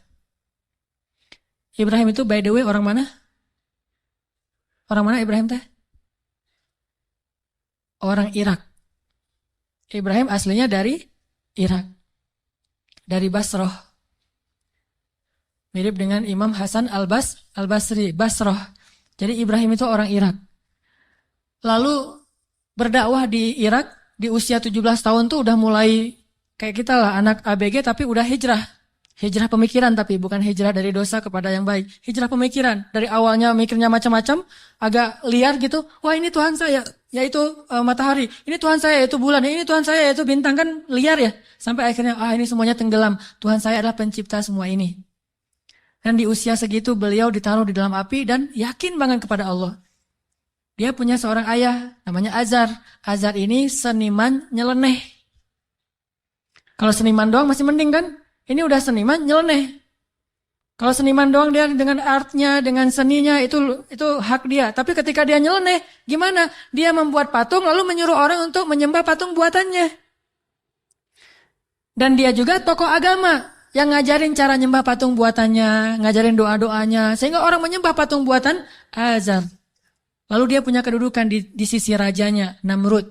Sehingga ketika anaknya berdakwah di sana, kedudukan Azar ini terancam. Akhirnya dia diusir. Ibrahim diusir dari Irak, disuruh pergi atau dibunuh. Akhirnya berangkatlah Ibrahim bersama 2 orang. Satu istrinya yang terkenal sangat cantik.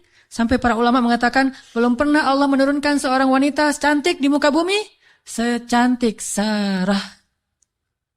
Itu perempuan paling cantik yang pernah ada di muka bumi. Kalau yang paling sempurna, Asia, Maryam, Khadijah, Fatimah. Tapi kalau yang cantiknya kayak Nabi Yusuf, itu Sarah tuh. Kalau laki-laki ganteng, Yusuf. Kalau perempuan cantik itu Sarah. Simbol kecantikan perempuan di muka bumi. Bukan siapa yang di Mesir teh? Cleopatra. Cleopatra kalau di film-film mah agak-agak hitam ya. Kurang menurut saya mah.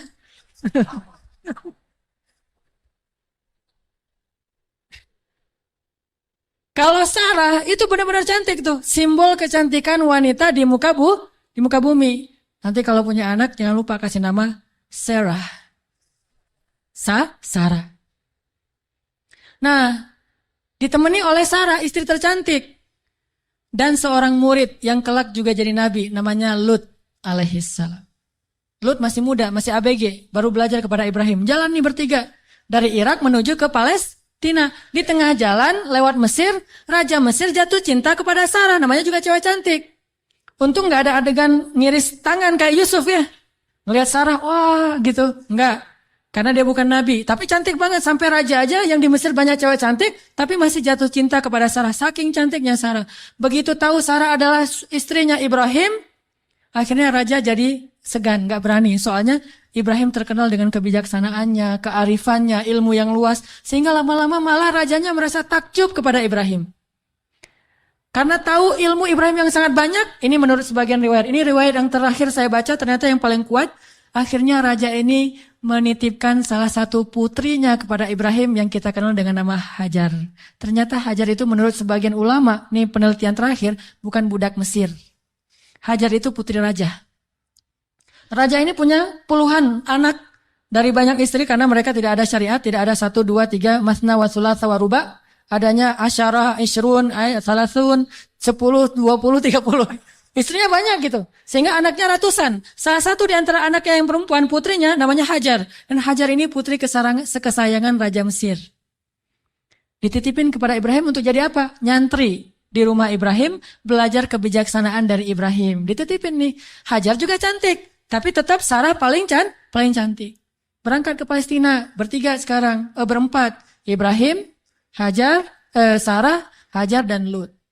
Sampai di Palestina sekian tahun, Ibrahim gak dikaruniai anak dari Sarah. Akhirnya Sarah karena merasa tidak tega kepada suaminya, dan suaminya sangat menginginkan anak laki-laki untuk meneruskan dakwahnya, Sarah nawarin kepada Ibrahim, Kang Ibra, wes, Kang Ibrahimovic kalau orang ya, kalau bola teh, Kang Ibra, apa neng? Ini Akang serius mau punya anak? Ya serius satu neng. Siapa juga yang gak mau punya anak? Ini mah kalau disundakan. Gimana kalau Akang nikah lagi? Tuh neng jangan canda tuh neng. Gitu. Malu-malu gitu ya. Ini senangnya dicerita yang gini-gini nih. Padahal saya bukan mau ngomongin ini ya. Tentang la haula wala quwata illa billah. Cuman agak-agak banyak gimmicknya. Jangan bercanda, udah gak usah ngomong yang gitu-gitu. Gak lucu. Ini emang gak lucu kan? Serius. Sambil menitikkan air mata ya. Enggak. Terus maksudnya gimana? Gimana kalau dengan Hajar? Hajar udah belajar lama dengan Ibrahim. Dan udah ketahuan oleh Sarah, Hajar ini perempuan yang soleha, yang baik, yang bijaksana. Cocok insya Allah untuk Ibrahim. Dan dia lebih muda jauh. Akhirnya Nabi Ibrahim meminta petunjuk dari Allah. Kalau di kita mah sholat galau teh istikharah. Sholat galau dulu. Kalau dulu Nabi Ibrahim minta petunjuk Allah, akhirnya Allah menyetujui. Ya udah, Sarah udah dapat petunjuk dari Allah. Gimana jawaban Allah? Ya aku sih terserah kamu. Atau aku sih yes, nggak tahu kalau kamu gitu ya. Ya udah, kalau Mas Anang yes, saya juga yes gitu ya. Akhirnya yes, nikah nih sama Hajar. Udah nikah sama Hajar, langsung Hajar mengandung anak Ismail. Maka kami berikan kepada dia Ismail. Anak yang gulaman halima. Anak gulamun halim. Anak yang sangat lemah lembut dan cerdas. Dan perasaannya peka gitu. Itulah Ismail. Sangat sabar. Punya Ismail kecil, namanya calon nabi kan ganteng. Nih, by the way lagi ya, gak ada nabi yang jelek. Semua nabi itu keren. Maka insya Allah, da'i-da'i juga para pewaris nabi harus keren. Ini maksudnya apa sih? Nabi itu semuanya keren gitu ya. Jadi jangan pernah ngebayangin ada nabi yang biasa-biasa aja, tua, jelek. Semua nabi itu keren-keren, karena dia dutanya langit. Kita duta produk aja cari artis yang paling keren kan? Apalagi Allah nyari dutanya langit. Keren. Ismail kecil tuh udah luar biasa. Aura kenabiannya tuh udah kelihatan. Sehingga akhirnya membuat Sarah. Ini mungkin ada benarnya juga. Kata orang dulu. Kalau pengen punya anak, maka suaminya suruh nikah lagi, punya anak. Nanti kepancing yang pertama akan punya anak. Ternyata Sarah akhirnya hamil juga kan? Nah Ismail kecil. Ibrahim senang banget punya anak laki-laki. Digendong-gendong kayak Nabi Muhammad aja. Naik ke atas punggungnya. Dibawa kemana-mana. Dibangga-banggakan kepada orang. Ini anak saya laki-laki. Ismail anaknya Hajar segala macam. Dan banyak tetangga memuji-muji Hajar. Nah ini nih. Masalahnya bukan di suami istri. Tapi di tetangga. yang bikin istrinya cemburu. Sarah mah pasti awalnya niatnya baik, nggak akan cemburu. Tapi gara-gara tetangga, Hajar hebat ya, udah punya anak ganteng, mirip banget dengan Hajar gitu-gitu. Akhirnya Sarah kan jadi panas juga lama-lama tuh. Nah wajar, akhirnya Sarah mengusulkan, janganlah tinggal dengan serumah dengan saya udah nggak tahan. Hening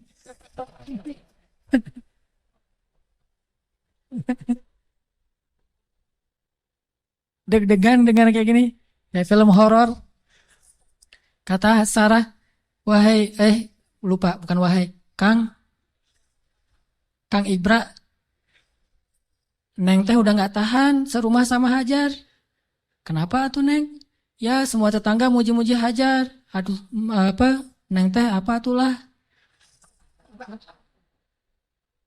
Oh ya udah, minta lagi petunjuk Allah. Akhirnya Allah kasih perintah. Perintahnya apa? Pindah rumah. Tapi nggak tanggung-tanggung. Pindah kota, pindah negara dari Palestina ke Saudi Arabia. Dulu namanya Bakkah.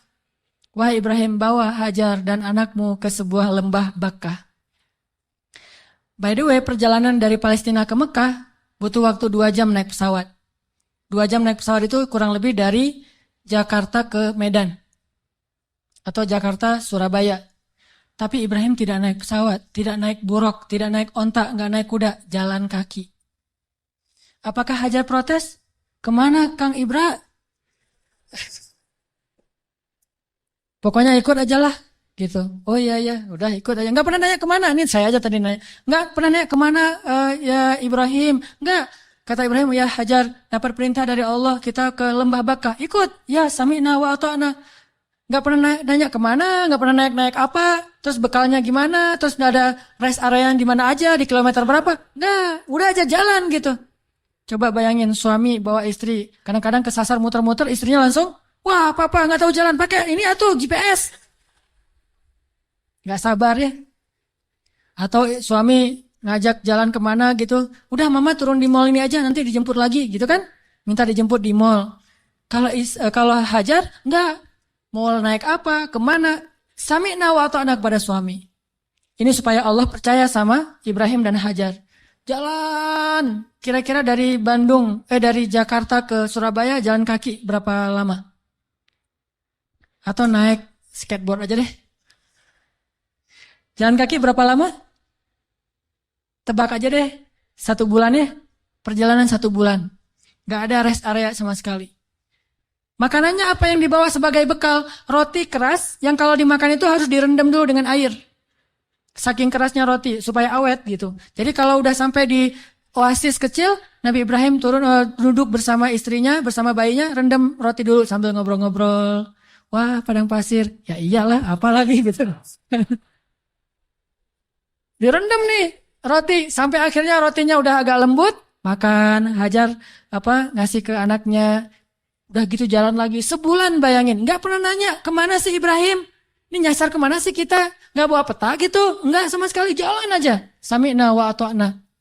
Begitu sampai di sebuah lembah, yang kata Allah, biwadin ghairi dhi zar'in 'inda baitikal muharram. Di sebuah lembah yang tidak ada pohon apapun. Pohon yang di tempat lain di padang pasir aja tumbuh, ini nggak tumbuh sama sekali, saking tandusnya. Udah sampai di lembah itu, kemudian Ibrahim mengatakan, disinilah tempat kita. Ini rumah kedua kita.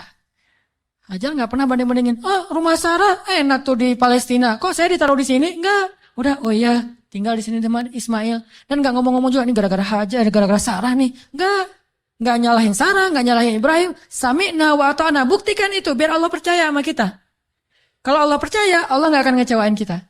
Sami'na wa ata'na. Ya Ibrahim, ya. Tinggal di situ aja.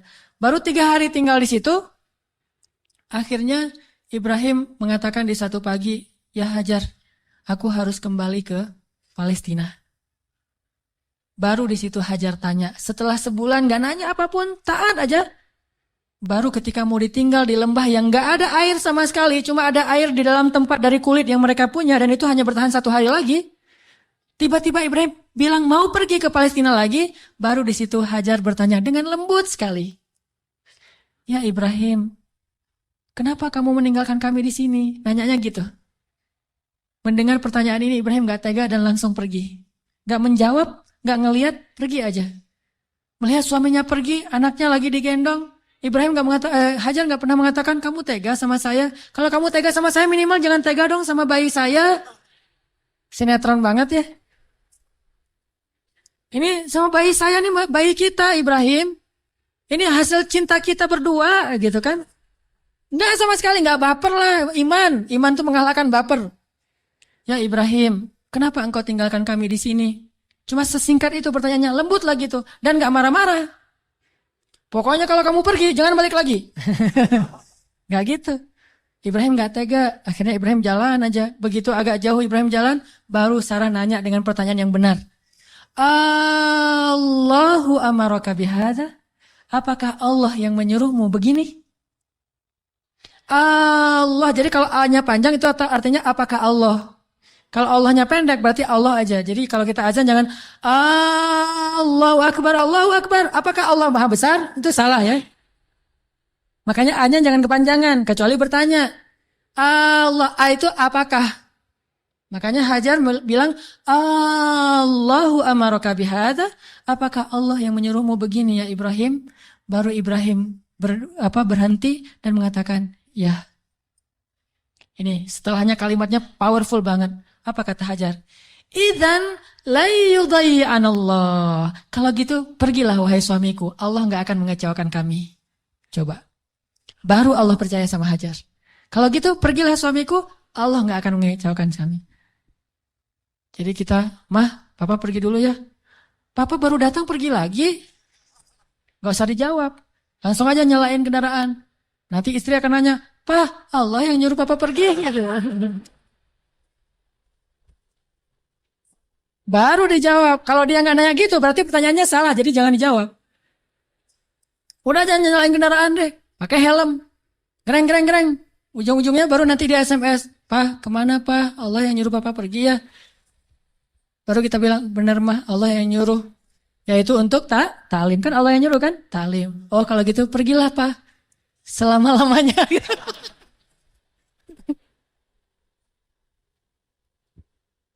Allah nggak akan mengecewakan kami, kata Hajar teh. Idzan la yudayyi'an Allah. Kalau gitu Allah tidak akan mengecewakan kami. Itu kata kuncinya tuh.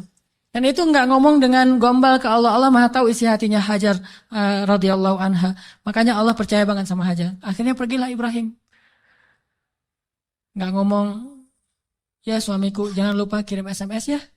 Udah sampai di mana kan khawatir gitu.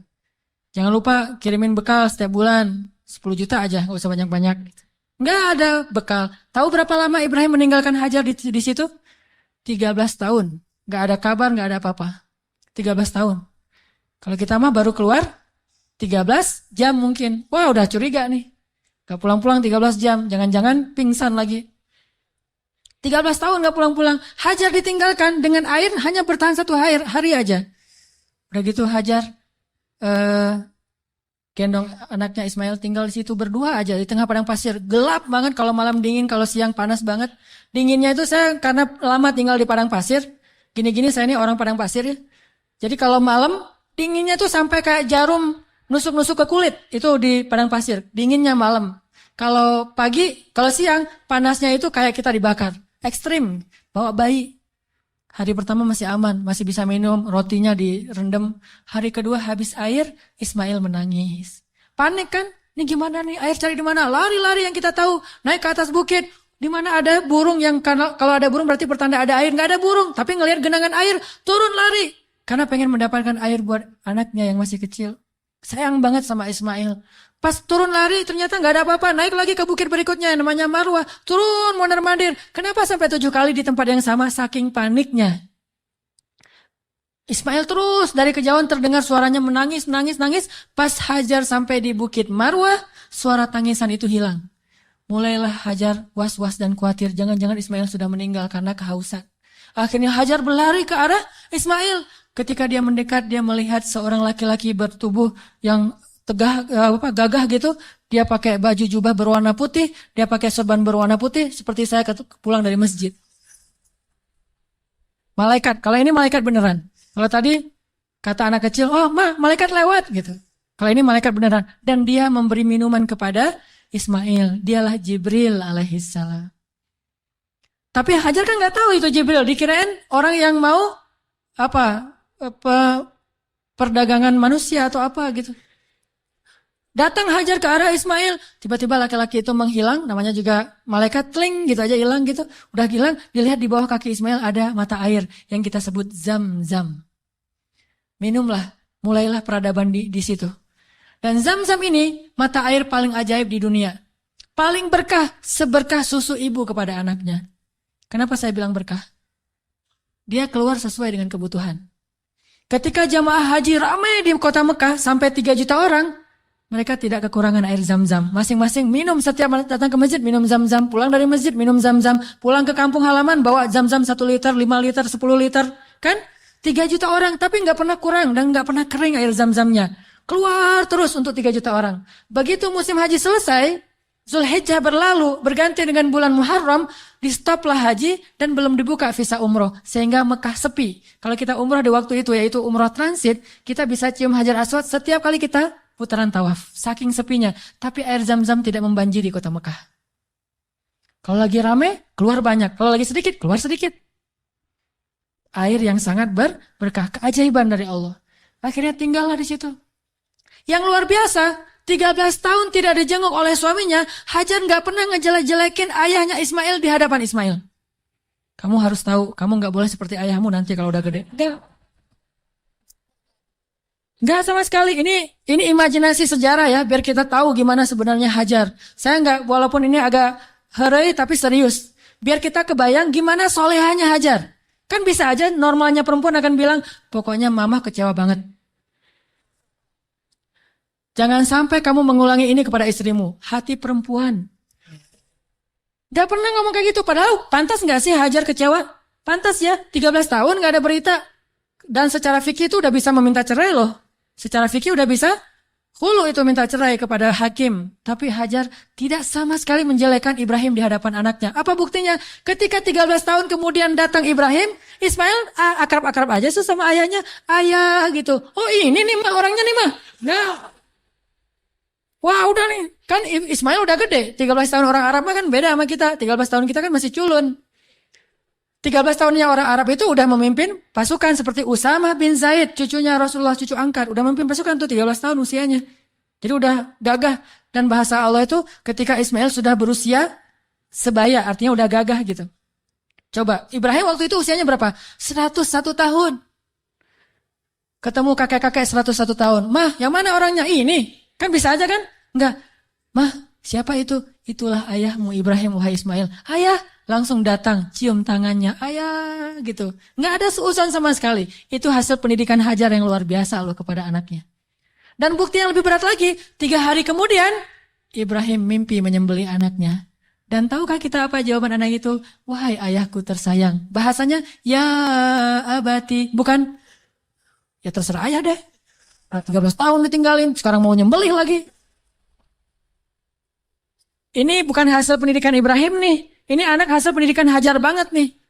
Bukan Ibrahim yang mendidik dia, tetapi Hajar. Ibrahim mendoakan dia. Pelajarannya apa? Pendidikan anak yang paling berpengaruh itu dari ibu. Tapi doa adalah dari ayah. Rabbi habli minas solihin. Ibrahim yang mendoakan dia dari langit. Hajar yang mendidiknya di bumi. 13 tahun akhirnya kata dia, ya abati, wahai ayahku tersayang. If'al ma tu'mar, lakukan apa yang diperintahkan kepada ayah. Satajiduni insyaallah minas sabirin. Akan engkau dapati aku termasuk orang yang bersabar. Jadi gak mau nyusahin ayahnya dalam menjalankan perintah Allah. Dia tahu ayah yang nabi. Jadi jangan sampai ayah saya susah gara-gara saya yang gak rela. Saya rela banget wahai ayah. Yang penting ayah tahan sama Allah. Saya akan bersabar wahai ayah. Coba kalau Ismail bilang, apa gak salah ya? Kok mimpinya aneh-aneh gitu? Pasti godaan setan deh. Gitu kan? Atau yang lebih ekstrim lagi, ayah tega. Udah ninggalin mama, sekarang mau nyembelih saya. Wah, ini bener nih ayah nih. Pasti nih bukan nabi dan segala macam. Enggak marah-marah sama ayahnya. Udah aja sami'na wa ata'na. Ismail lah gitu. Anak seorang siddiq, anak seorang ibu yang siddiqah, anak seorang ayah yang siddiq, dan melahirkan anak juga yang siddiq. Dan itu bukan basa-basi ya, benar-benar dibawa ke sebuah jabal kurban namanya bukit di daerah Arafah. Di sana Ibrahim udah mengasah parang, golok. Ketika ngelihat golok, Ismail nggak bilang, ternyata serius ya? Kirain tadi main-main gitu. Enggak, serius. Ismail tahu, udah ditidurkan Ismail. Sebelum ditidurkan Ismail curhat dulu sama ayahnya. Ya ayah, ya abati. Abati itu panggilan lembut. Kalau yang biasa ya abi. Jadi kalau kita bilang abi itu biasa. Kalau mau lebih lembut, abati, itu lembut banget. Wahai ayahku tersayang. Ya abati. Supaya ayah tidak berat hati dalam melakukan perintah ini, tolong tutuplah wajah saya, biar ayah nggak ngelihat wajah saya. Takut kasihan. Oh ya, ditutup. Wahai ayah, tutup tubuh ayah dengan kain supaya darah saya tidak mengenai baju ayah dan dilihat oleh ibu. Nanti ibu jadi sedih. Ditutup. Wahai ayah, sampaikan salam saya ke ibu. Saya sayang sekali kepada ibu. Coba gimana hati seorang ayah? Terakhir, ayah, tajamkan pisau itu supaya memudahkan saya. Berarti yakin banget kan?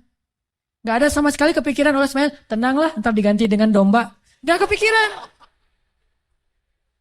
Itu mah kita yang udah yakin karena udah baca buku. Dan salah lagi baca bukunya. Buku yang kita baca tuh Ismail tiba-tiba berubah jadi domba. Terus Ismailnya kemana? Kan gitu kan bukunya? Padahal gak gitu. Ismailnya dibangunkan, dombanya keluar dari bukit terus disembelih. Bukan Ismail berubah jadi domba, tetap aja anaknya. Cuma dari kutuk jadi domba kan? Saya kayak malin kundang. Enggak, itu mah salah dalam catatan buku sejarah. Ya ayah, sampaikan salam saya ke ibu ya. Dan tolong jangan ceritakan ini dulu kepada ibu. Padahal dia tahu ibunya soleha banget dan kuat banget. Akhirnya ditaruhlah golok itu di leher Ismail. Dan Ibrahim mengatakan Bismillah ya Allahu Akbar. Mau ditarik tuh. Yakin dan Allah tahu isi hati Ibrahim. Mau ditarik. Ismail udah pasrah aja. Udah ini terakhir kali saya hidup di dunia. Baru ketemu 3 hari dengan ayah saya. Pas mau ditarik. Allah tahan tangannya Ibrahim seperti orang stroke. Gak bisa gerak gitu. Baru Allah berfirman. Ya Ibrahim, qad saddaqatar ru'ya. Engkau sudah membenarkan perintah. Allah udah percaya sama Ibrahim sekarang. Ditahan. Akhirnya kata Allah, angkat Ismail. Ini adalah bala'un mubin. Inilah ujian yang berat untuk melihat siapa yang benar-benar beriman. Gitu cara Allah percaya sama kita. Lewat ujian hidup kita. Lewat masalah-masalah kita. Apakah kita masih yakin sama Allah? Sampai ke titik darah penghabisan masih yakin sama Allah, justru di titik itulah nanti Allah percaya sama kita, Allah ganti semua musibah itu sebagai rahmat. Allah kasih dia seekor domba yang sangat besar, dan kelak itu menjadi syariat yang sangat indah bagi kaum muslimin. Diabadikan sepanjang masa, ribuan tahun dikenang. Ini bukti. Maka buat Allah percaya sama kita, maka Allah gak akan mengecewakan kita. Ingat kata-kata Hajar, la yudayyi'anallahu idzan. Kalau Allah yang memerintahkan gini, berarti Allah tidak akan mengecewakan saya. Cukuplah Allah yang menyuruh kita, yakin Allah gak akan ngecewain kita. Udah setelah itu, hasbunallah, la haula wala quwata illa billah, tawakkaltu 'alallah, aslamtu ilallah, dan seterusnya. Insyaallah kita akan melihat keajaiban. Itu aja teman-teman yang dirahmati Allah. Mudah-mudahan kita menjadi orang yang bisa selalu mengandalkan Allah dalam hidup kita sampai Allah percaya sama kita, lalu Allah menunjukkan keajaiban dalam setiap urusan kita. Marilah kita tutup dengan berdoa, semoga ilmu yang sederhana yang baru kita dapatkan benar-benar menambah semangat kita untuk lebih yakin kepada Allah Subhanahu wa taala. A'udzu billahi minasy syaithanir rajim. Bismillahirrahmanirrahim. Allahumma lakal hamdu wa lakal syukru ya rahim. Lakal hamdu wa lakal syukru ya karim. Lakal hamdu wa lakal syukru ya arhamar rahimin. Allahumma ilaika aslamna wa bika amanna wa alaika tawakkalna wa bika khasamna wa ilaika anabna ya rabbal alamin. Ya Rabbal Alamin. Ya Rabbal رب العالمين اللهم أنت ربنا لا إله إلا أنت خلقتنا ونحن عبادك يا خالق يا خالق يا خالق يا رازق اللهم أسلمنا إليك أنت الحي القيوم أنت الذي لا تأخذه سنة ولا نوم أنت الخالق يا الله بيدك الخير يا الله أنت الذي على كل شيء قدير Ya Allah, segala kebaikan ada di tangan-Mu ya Allah. Ya Allah, Engkaulah yang Maha Pemurah ya Allah. Ya Allah, Engkaulah yang Maha Pengasih ya Allah. Ya Allah, tidak ada yang susah dan sulit bagimu ya Allah. Engkau maha kuasa atas segala sesuatu ya Allah. Engkau hanya mengatakan kun, maka segalanya menjadi seperti kehendak-Mu ya Allah. Ma syi'ta kan wa man lam tasya lam yakun ya Allah. Apa yang Engkau kehendaki pasti terjadi dan apa yang tidak Engkau kehendaki tidak akan terjadi ya Allah. Kami yakin kepada kebesaran-Mu ya Allah. Kami yakin tidak ada hal yang mustahil bagimu ya Allah. Tidak ada hal yang mustahil satu pun di muka bumi ini, di langit dan di bumi bagimu ya Allah. Engkaulah yang telah menciptakan langit yang maha luas, yang bahkan kami belum tahu di mana tepi dari langit itu ya Allah. Engkaulah yang telah menciptakan bintang-bintang yang sangat banyak, bahkan kami tidak sanggup menghitung jumlahnya ya Allah. Engkaulah yang telah menciptakan setiap butir-butir yang ada di dalam tanah, yang kemudian tumbuh menjadi tanaman, menjadi pohon yang besar, lalu memberikan buah-buah yang ranum kepada kami. Engkaulah yang telah memberikan janin di dalam rahim para perempuan-perempuan yang Engkau kehendaki, yang dengan itu Engkau menciptakan manusia dengan bentuk yang sempurna. Engkaulah yang maha kuasa atas segala sesuatu ya Allah. Engkau memberikan rezeki kepada siapa yang Engkau kehendaki. Tidak ada yang bisa menghalanginya. Tidak ada seorang pun ya Allah. Engkau punya segala cara. Bahkan kadang Engkau tidak perlu cara untuk memberikan kebaikan kepada hamba-Mu. La haula wa la quwwata illa billah. Tidak ada daya dan upaya kecuali Engkau ya Allah. Tidak ada daya dan upaya bagi kami kecuali dengan pertolongan dari-Mu ya Allah. Iyyaka na'budu wa iyyaka nasta'in. Wa iyyaka nasta'in. Wa iyyaka nasta'in. Ya Allah, sesungguhnya salat kami, ibadah kami, ruku dan sujud kami, hidup kami persembahkan untuk-Mu ya Allah. Ajarkan kami untuk tulus dalam mengatakan kalimat yang mulia itu ya Allah, sehingga benar-benar kami menyerahkan hidup dan mati kami kepadamu ya Allah. Inna salati wa nusuki wa mahyaya wa mamati lillah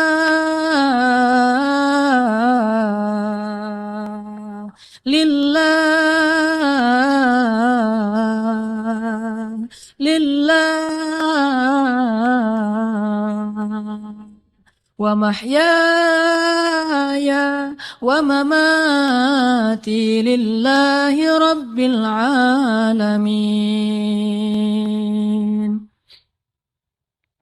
Ya Allah ya Arhamar Rahimin, kuatkanlah hati kami dalam keimanan ya Allah. Kami tidak tahu bagaimana keadaan kami di akhir hayat kami nanti. Bisa jadi saat ini kami menjadi orang-orang yang dekat kepadamu. Tiba-tiba di akhir hayat kami menjauh darimu. Dan tidak ada yang bisa menyelamatkan kami hari itu kecuali Engkau ya Allah. Bisa jadi sekarang kami rajin ke masjid, sholat berjamaah. Tetapi di akhir hayat kami berputus asa sehingga kami meninggalkan panggilanmu ya Allah. Kami berlindung kepadamu ya Allah dari kelemahan diri kami sendiri ya Allah. Kami tahu Nabi-Mu pernah bersabda, bisa jadi seseorang sepanjang hidupnya beramal solih, amal ahli surga sampai jaraknya dengan surga hanya sejengkal saja. Tetapi berlalulah ketetapan yang lain sehingga dia mati dalam keadaan syirik dan kufur dan masuklah dia ke neraka. Kami berlindung kepadamu dari keadaan orang seperti itu ya Allah. Tidak ada yang bisa menjamin kami selamat. Bukan ibadah kami, bukan sholat, bukan sujud, bukan rukuh kami, bukan kesolehan kami. Bahkan orang yang paling soleh seperti seorang laki-laki Bani Israel bisa kufur dan akhirnya su'ul khatimah di akhir hayatnya ya Allah. Hanya Engkau yang bisa menjamin akhir hayat kami ya Allah. Kami belum merasa aman meskipun sekarang kami bersyukur mendapatkan hidayah untuk berhijrah.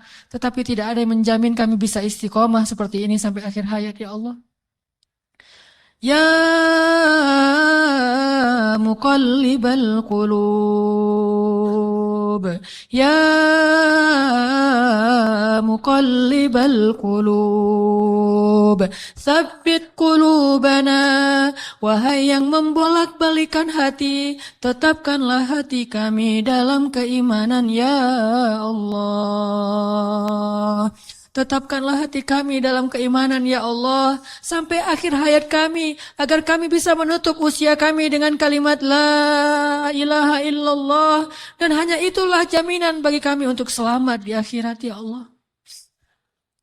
Ya Arhamar Rahimin, kami kadang pernah melihat saudara-saudara kami yang Engkau uji dengan sakit yang amat berat dan mereka bersabar menghadapi ujian itu.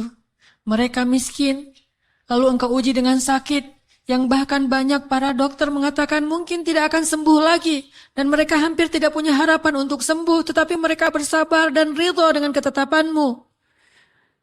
Lalu kami menyadari bagaimana jika kami yang Engkau berikan ujian seperti itu. Apakah kami akan sabar atau kami akan berputus asa ya Allah?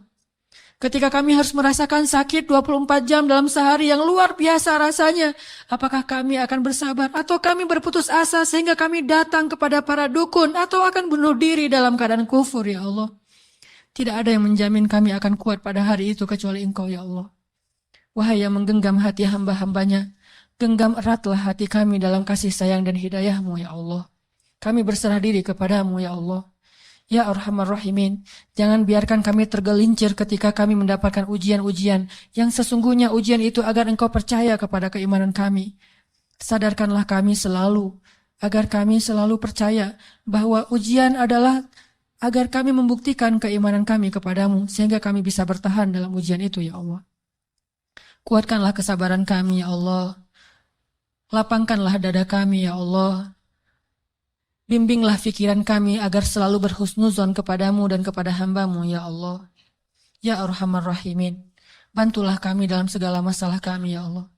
Engkaulah yang Maha Pemberi rezeki, limpahkanlah rezeki yang halal bagi kami ya Allah. Tidaklah kami meninggalkan pekerjaan yang menurut syariat agama-Mu itu haram, kecuali karena kami takut kepadamu ya Allah. Dan kami yakin Engkau menyediakan yang lebih baik setelah kami berhijrah dari pekerjaan yang haram itu ya Allah. Kami percaya dan yakin. Maka tunjukkanlah keajaiban kepada kami. Beri kami rezeki yang lebih baik setelah kami meninggalkan yang syubhat. Ya Arhamar Rahimin, di antara kami ada yang berharap sekali Engkau anugerahkan keluarga yang menyejukkan mata. Anugerahkanlah keajaiban kepada kami. Berikan kepada kami pasangan-pasangan yang menyejukkan hati kami. Mungkin kami mencintai seseorang karenamu, tetapi dia tidak tahu tentang perasaan kami. Beritahu kepadanya, ya Allah, karena tidak tahu bagaimana cara kami mendekatinya, kecuali mendekat kepada Rabb-Nya, ya Allah. Engkaulah Rabb hati segala makhlukmu, ya Allah. Ya Allah, jadikanlah kami termasuk orang-orang yang Engkau bimbing perasaannya, agar selalu mencintai yang Engkau cintai, ya Allah. Ya Arhamar Rahimin, anugerahkanlah juga untuk kami, jika di antara kami ada yang sedang sakit, beri kami kesabaran dan kesembuhan, ya Allah. Jika di antara kami ada yang telah wafat, maka rahmatilah saudara kami yang telah kembali kepadamu, ya Allah. Ya Arhamar Rahimin, ampunkanlah dosa ayah dan ibu kami, ya Allah. Bagaimanapun juga, karena jerih payah, keringat, darah, air mata mereka, kami tumbuh menjadi orang yang seperti sekarang ini, ya Allah. Menjadi orang yang insya Allah dengan seizinmu menjadi orang yang bahagia, ya Allah. Karena perjuangan orang tua kami lah akhirnya kami bisa hidup layak, ya Allah. Walaupun kami sering mengkufur dan mengingkari kebaikan orang tua kami, ya Allah. Ya Arhamar Rahimin, kami tidak sanggup membalas kebaikan orang tua kami. Kami hanya mampu mendoakan kebaikan untuk mereka, ya Allah. Ampunkanlah dosa ibu kami, ya Allah. Ampunkanlah dosa ayah kami, ya Allah. Ampunkanlah dosa guru-guru kami, ya Allah. Ampunkanlah dosa pasangan kami, suami dan istri kami, ya Allah. Ampunkanlah dosa anak-anak kami, ya Allah. Ya Arhamar Rahimin, tunjukkanlah mujizat-Mu untuk kaum muslimin di Gaza. Tunjukkanlah mujizat-Mu untuk kaum muslimin di Palestina. Tunjukkanlah pertolongan-Mu seperti Engkau menolong Ahlu Badar dengan menurunkan ribuan malaikat kepada kaum muslimin di Suriah, ya Allah. Tidak sulit bagimu untuk menolong saudara-saudara kami yang ada di Suriah. Senjata-senjata orang kafir tidak ada apa-apanya dibandingkan kebesaran-Mu, ya Allah. Kami percaya kepada kemahaagungan dan kekuatan-Mu yang tidak ada bandingannya, ya Allah.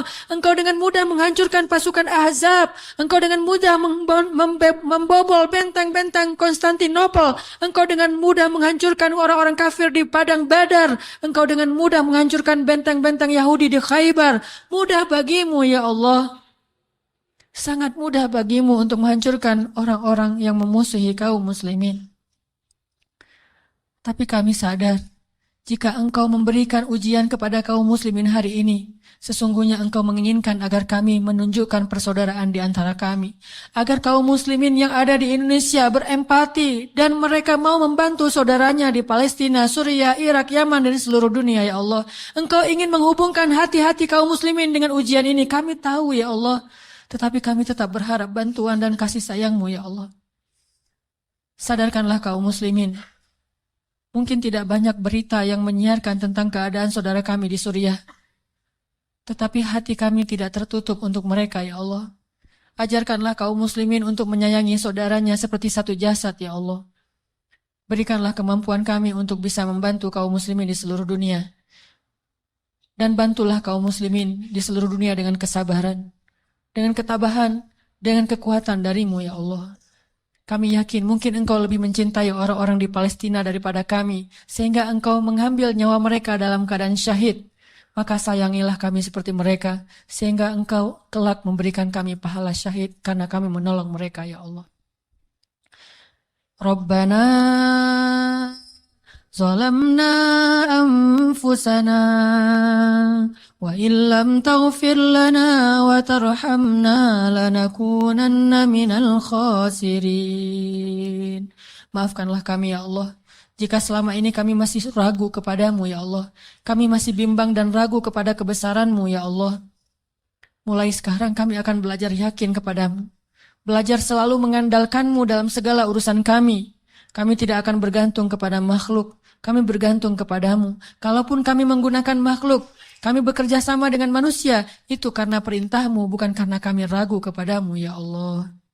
Rabbana atina fid dunya hasanah, wa fil akhirati hasanah, wa qina adzabannar. Ya Allah, jadikanlah kami laki-laki yang selalu percaya kepada kebesaran-Mu. Anugerahkanlah kepada kami istri seperti Hajar. Anugerahkanlah kepada kami anak laki-laki seperti Ismail, dan anugerahkanlah kepada kami suami seperti Ibrahim. Anugerahkanlah kepada kami orang-orang yang selalu percaya kepadamu, dan jadikanlah kami termasuk di antara orang-orang yang beriman. Ya Rabbana, beri kami hasanah di dunia, hasanah di akhirat, dan jauhkanlah kami dari api neraka. Alhamdulillahirabbil alamin. Teman-teman yang dirahmati Allah, setelah kajian ini, oleh-oleh yang kita bisa bawa pulang, selalulah mengandalkan Allah dan bersabarlah dengan ujian. Buat Allah percaya kepada kita, kemudian tunggulah keajaiban terjadi dalam kehidupan kita. Mudah-mudahan ilmu yang malam ini kita dapatkan benar-benar mengubah kehidupan kita menjadi. Sejak Rasulullah wafat, berkali-kali Bilal minta izin kepada Abu Bakar untuk ikut jihad dan gak pulang lagi ke Madinah, pengen tinggal di tempat yang lain. Udah gak kuat lagi berada di Masjid Nabawi. Karena orang yang dia cintai telah wafat. Tapi gak diizinkan oleh Abu Bakar sampai akhirnya setelah sekian lama membujuk Abu Bakar bisa diizinkan, pergilah Bilal dan akhirnya Bilal tinggal di Syam. Kalau sekarang Suriah. Di sanalah Bilal menikah. Jadi selama ini dia